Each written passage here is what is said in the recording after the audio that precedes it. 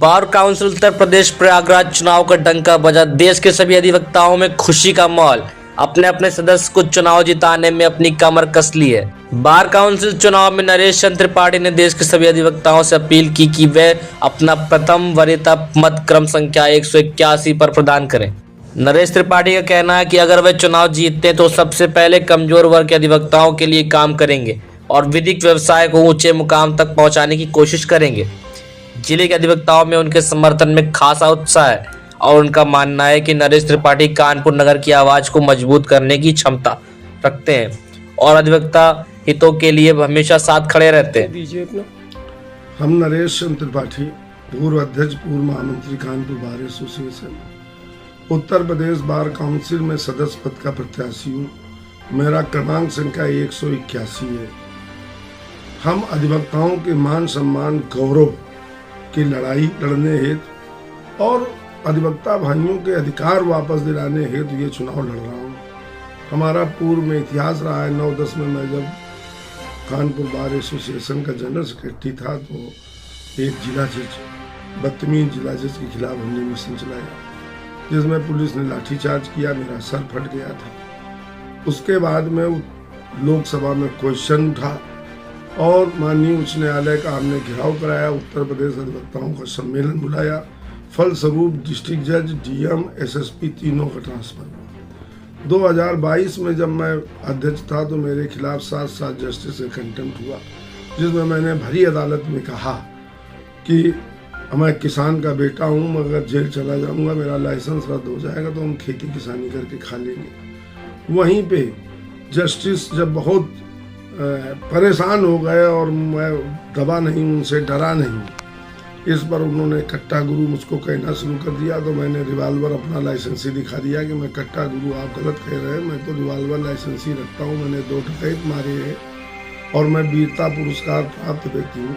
इस पर 7 जस्टिस भाग गए।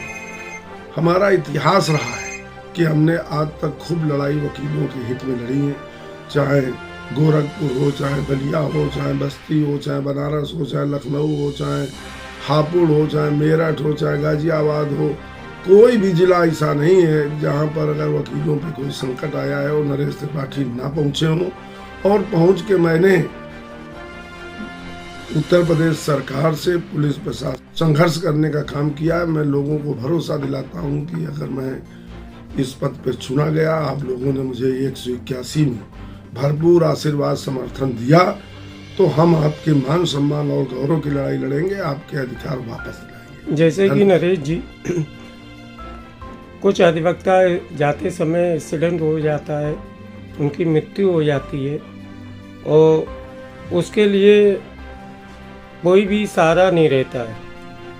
उसके परिवार के लिए अगर आप चुनाव जीतते हैं तो आपका कदम क्या? देखिए, अभी तक ये 1.5 लाख था। माननीय मुलायम सिंह जी जब मुख्यमंत्री थे तो उन्होंने 5 लाख कर दिया, लेकिन 3-3 साल तक चेकें नहीं मिल पा रहे। हम इस धनराशि को 15 लाख कराएंगे और डेथ होने के 30 दिन के अंदर उस पीड़ित परिवार को, उस अधिवक्ता परिवार को चेक मिल जाए, ये व्यवस्था सुनिश्चित करेंगे।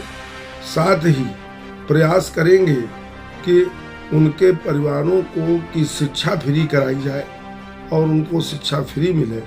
ये बहुत बड़ा अपने आप में उनके लिए एक उपहार होगा कि उनके बच्चे पढ़ जाए और उनको जो प्रतिकर है वो 15 लाख मिल जाए, ये बड़ी बात होगी। जैसा कि अधिवक्ता समाज न्याय के संरक्षक माने जाते हैं, जो बार काउंसिल प्रयागराज द्वारा फर्जी अधिवक्ता और आपराधिक प्रवृत्ति के अधिवक्ता को चिन्हित करने के लिए आदेश पारित किए, इस संबंध में आप क्या कहना चाहते हैं? देखिए, फर्जी अधिवक्ताओं को तत्काल जेल भिजवाने का काम किया जाएगा। उनको किसी भी दशा में कचहरी में घुसने नहीं दिया जाएगा, उनको बख्शा नहीं जाएगा। जैसा कि गणतंत्र दिवस पास में है, गणतंत्र दिवस के संबंध में देशवासियों से आप क्या कहना चाहते हैं? देखिए, मैं तो स्वतंत्रता संग्राम सेनानी पुत्र हूँ। मेरे पिता 3 बार जेल गए थे अंग्रेजों के खिलाफ लड़ाई लड़कर।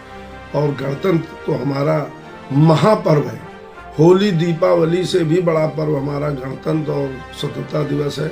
मैं पूरे देशवासियों को गणतंत्र दिवस की हार्दिक शुभकामनाएं देता हूं, बधाई देता हूं और निवेदन करता हूं, अपील करता हूं, प्रार्थना करता हूं कि संविधान के दायरे में रहकर संविधान को ताकत दे और संविधान पे हमला करने वालों के खिलाफ सड़क पे उतरकर लड़ाई लड़ें।